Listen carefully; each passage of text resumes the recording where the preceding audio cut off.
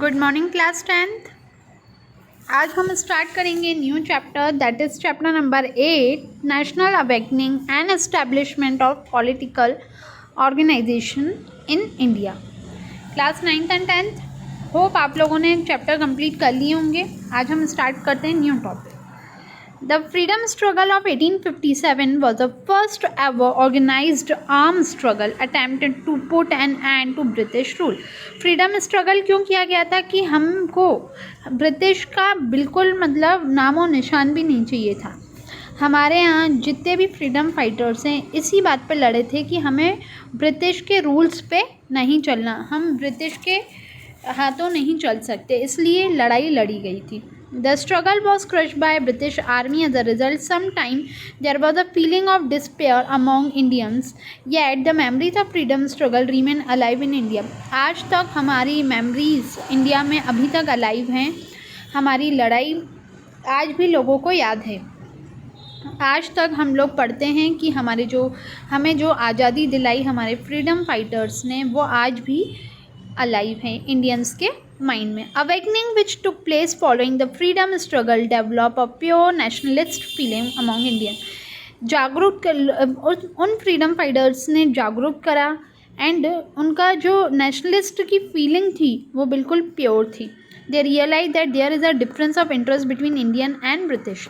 वो जानते थे कि ब्रिटिश जो था वो अपने फ़ायदे के लिए ही इंडिया में था और वो अपने ही बिज़नेस को आगे बढ़ाता था और इंडियन को कभी आगे बढ़ने नहीं देता था, ये सब जानते थे।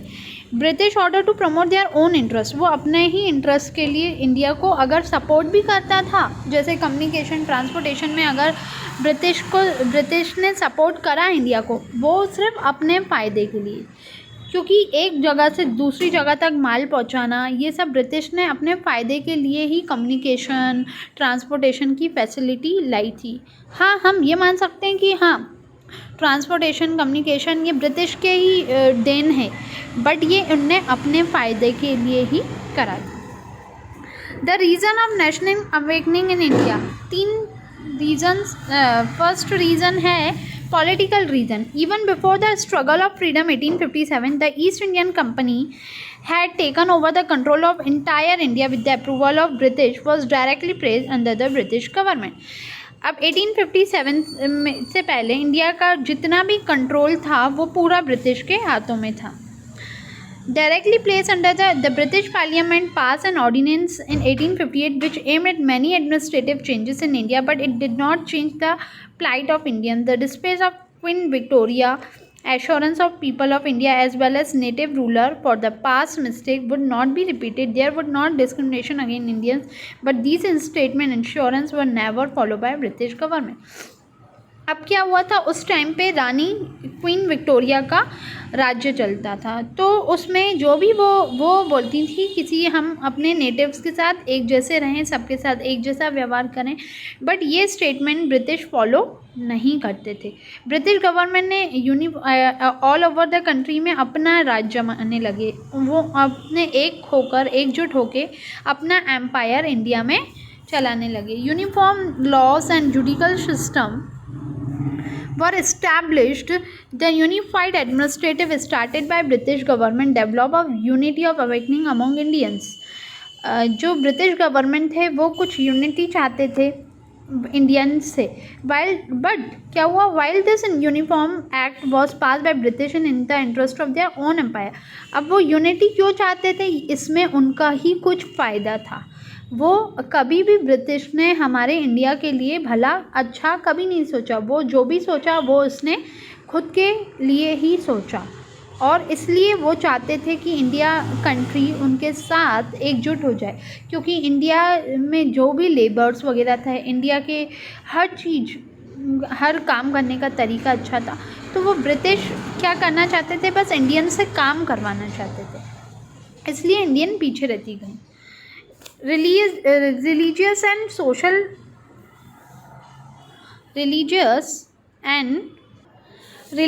social migrants में क्या था कि the religious and social uniform movement also play a major role in the development of nationalist feeling.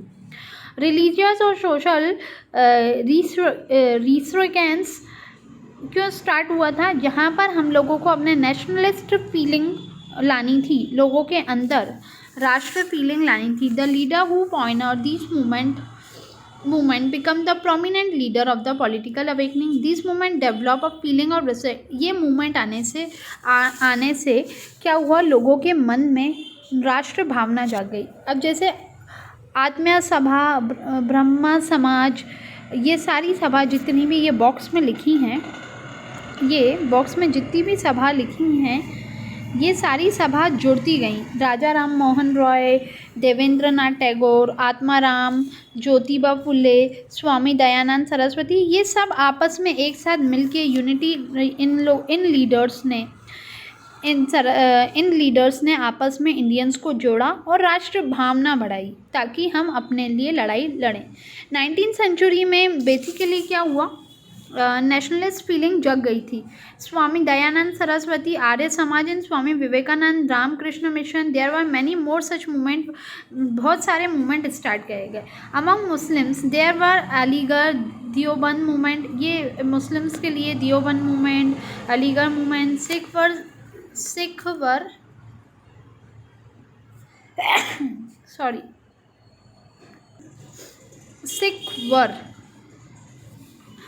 Singh Sabha, gurdwara, इन सारे मूवमेंट्स स्टार्ट करे गए.